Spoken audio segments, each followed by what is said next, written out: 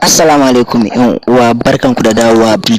Wannan bidiyo ne na yi shi ne kawai domin na nuna wa yan uwa na akwai website guda biyu wanda za ku ji daɗin sa sosai da sosai. A website ne guda biyu wanda kawai zaka dinga ba su aiki suna yi maka, kuma ba wai kowane kalan aiki bane, zan nuna maka.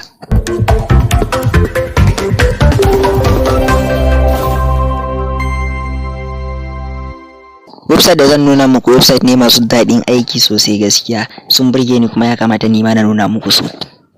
Yan uwa, ta hanyar danna mu alamar liking kawai za ku burge ni. Shin dan uwa, ka san da cewa akwai website din da zaka je zaka ba su tsohon hoto, za su zamar maka da hoton kamar yau aka dauka. Zaka iya ba su hoton 1990s hoto, amma hoton zai iya zama kamar yau aka dauka. Shin ko dan uwa, ka sa akwai inda zaka je ka mai da hoton black and white zuwa hoto fari? Duka ana yin shi a website guda daya. Yan uwa, zan da an ce muku link a description a wannan bidiyo. Idan kun shiga link din zai kai ku blog ina, daga blog ina za ku kalla duka wannan website din har da wadanda ban kawo su a cikin bidiyon nan ba. Zan yi bayanin su gabaki ɗaya, idan mutum yana so sai ya je ya duba. Kamar yadda kake gani a wannan website din, zai yana canja hoto daga black and white zuwa fari, sannan kuma zaka iya ba su tsohon hoto ya zama da shi normal hoto kamar yanzu aka dauka. Sai kuma website na gaba, shi kuma yafi abin burgewa ma kan wannan website din.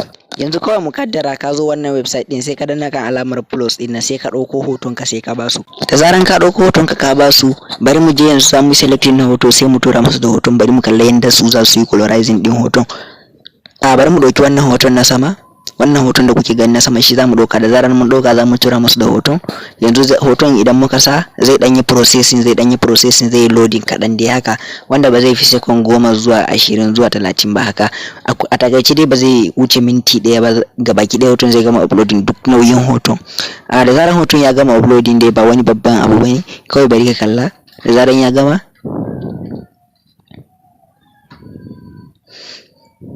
hoton ya gama, za ku kalla ya fitar mana shi. Gashi za ku kalla ya cire mana background, ya hada mana profile picture. Za ka kalla zai sa maka background a kowane hoto, sai ka zaba yanda wani background ne ya maka, wani background ne kake gani ya maka, wanda za ka yi amfani da shi ka sa shi ko a dipin ka wani WhatsApp, ko a profile ɗinka, ko a wani waje, ko a dipin ka na YouTube channel ɗinka. Tun daga baki ɗaya yana fita akan irin size ɗaya ne. Idan kana so ka gyara zaman hoton ma, za ka iya danna alamar pencil ɗin nan da yake sama, shi ma sai ka gyara zaman hoton ka tura shi inda ranka yake so. Yan uwa, mun gode sosai da kasancewa tare da mu da kai a cikin wannan bidiyo. Ku danna mana alamar subscribe, sannan ku danna mana alamar liking. Hakan zai ba mu dama mu dinga kawo muku bidiyoyi zafafa kuma masu amfani sosai. Yan uwa, mun gode sosai da kasancewa tare da mu da kai a cikin wannan bidiyo.